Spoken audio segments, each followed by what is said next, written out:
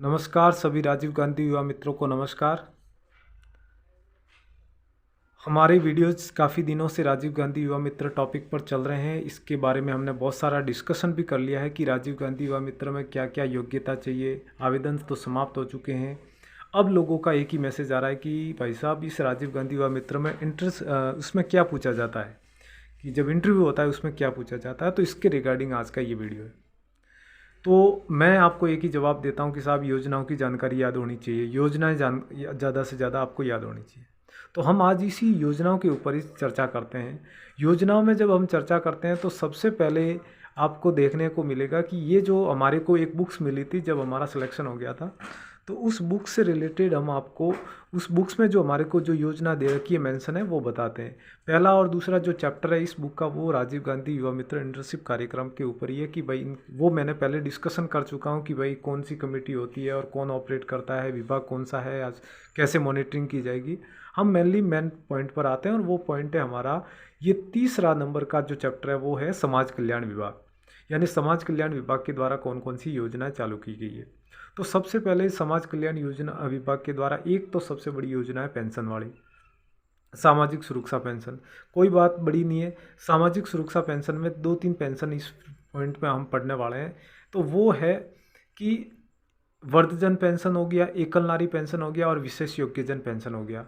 ठीक है, तो मेनली आपको इतना तो याद ही रखना है कि भाई आपसे पूछा वहाँ जाए कि एकल नारी सम्मान योजना पेंशन है वो कौन सा विभाग जारी करता है, कौन सा विभाग ऑपरेट करता है, तो आपको समाज कल्याण विभाग ऑपरेट करता है, सामाजिक न्याय एवं अधिकारिता विभाग। ये ठीक है। इसके बारे में वृद्धजन पेंशन कौन, तो वृद्धजन पेंशन कौन करता है, ये भी समाज कल्याण विभाग है। अब उस आपसे दूसरा क्वेश्चन पूछे कि जब आप फील्ड में जा रहे हैं और पेंशन के बारे में आपसे कोई पूछता है कि भाई हमारे को पेंशन चालू करवानी है, तो आप उनसे क्या जवाब दोगे। तो पेंशन के लिए उम्र निर्धारण है, महिला के लिए 55 साल है और पुरुष के लिए 58 साल है, जो इसमें आपको देखने को मिलेगा। ये आपको जवाब देना है। विशेष योग्यजन में आपको विकलांगता का प्रमाण पत्र चाहिए, यानी कि आपके पास में विकलांग का प्रमाण पत्र है 40 या 40 से अधिक का, तो आप विकलांगता की पेंशन ले सकते हैं। एकल नारी पेंशन में तो नारी एकल है, यानी कि विधवा नारी है वो भी विधवा सर्टिफिकेट लगा करके अपने पति का मृत्यु प्रमाण पत्र लगा करके पेंशन प्राप्त कर सकती है। ये सारी पेंशन थी। इसके बारे में अपन ये मेनली बात आपको याद रखना है कि कौन सी पेंशन है, कौन सा विभाग चालू कर रहा है। आगे बढ़ते हैं। आगे हमारे को एक और योजना याद रखनी है, पालनहार योजना। पालनहार योजना भी कौन चालू करता है, ये पालनहार योजना का विभाग भी कौन सा है, समाज कल्याण विभाग है। पालन करने वाला जब कोई नहीं होता है तो सरकार उस बच्चों का और उनका पालन करती है। 18 साल की उम्र तक ये पालनहार चलता है, यानी 12वीं क्लास तक। ओके, आगे अगर बढ़ें तो इसमें और दे रखा है विशेष योग्यजन वाला क्लियर। एक मेनली जो आती है मुख्यमंत्री कन्यादान योजना, ये काफ़ी चर्चा में है। जैसे बीपीएल परिवार हो गया, एनएफएसए परिवार हो गया, आस्था कार्ड परिवार, इसमें कन्यादान का आज के टाइम पर एक और नाम चल रहा है सहयोग योजना।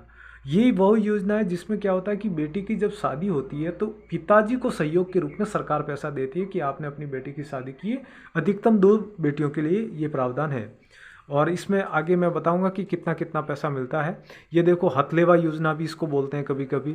तो ये देखो अनुसूचित जाति जनजाति में देखो दे रखा है कि आपने 31,000 रुपये मिलते हैं। अगर 10वीं पास कर रखी है तो 41,000 रुपये मिलते हैं। स्नातक पास कर रखी है तो 51,000 रुपये मिलते हैं। ये जो विषय है ये मैं आपको बता देता हूँ। ये वाला पॉइंट जब आप देखोगे, ये जो पूरा है डायग्रामेटिक रूप, ये बिल्कुल सही है, ये वाजिब है और ये योजना काफ़ी तेज़ी से चल रही है, ग्रो कर रही है। ये योजना भी सरकार की फ्लैगशिप में आती है क्योंकि इसके लिए भी सरकार के पास में पैसा कभी रुकता नहीं है, कभी ख़त्म नहीं होता है। ठीक है, विधवा हाँ, और एक समाज कल्याण सबसे बड़ी योजना चालू करता है कि जो विकलांग लोग हैं उनको खुद का रोजगार स्थापित करने के लिए सरकार लोन देती है। इसका एक विभाग है अनुजा विभाग, अनुसूचित जाति और जनजाति विभाग। वहाँ से सरकार क्या करती है, लोन प्रोवाइड करती है। उन लोन कि भाई हम पैसा दे रहे हैं, आप लोन और अपना खुद का सेटअप चालू करो। तो ये थी ये है। और क्या है इसके बारे में, और एक मुख्यमंत्री कोरोना सहायता योजना जिसमें 50,000 रुपये तक मिलते थे। कोरोना सहायता में जो जिनके माँ बाप मर गए थे उनकी पूरी पढ़ाई 12वीं तक सरकार के द्वारा की जाएगी। ये योजना भी समाज कल्याण के विभाग के द्वारा चालू की गई है। और मुख्य मुख्य योजना है वो मैं आपको बता देता हूँ। एक अनुवर्ती कोचिंग योजना, जो शिक्षा के क्षेत्र में ये भी काफ़ी तेज़ी से ग्रो होने वाली योजना है। तो निःशुल्क कोचिंग करवाई जाती है इसमें, जैसे सिविल सेवा की होगी, ITI की होगी, IIT की होगी, ठीक है, IIM की होगी। ये इसमें इतना पैसा दिया जाता है। देखो, मुख्य परीक्षा उत्तीर्ण करने पर 65,000 रुपये है, IAS वाली राजस्थान वाली के लिए 25,000 रुपये है, RAS वाले के लिए। ये आपके इसकी समाज कल्याण की योजनाएं थी। धन्यवाद। आज का वीडियो अच्छा लगा होगा, कोई भी कमेंट करें आप, अगर आपको कोई भी डाउट है तो, ठीक है, और चैनल को सब्सक्राइब करें। Thank you.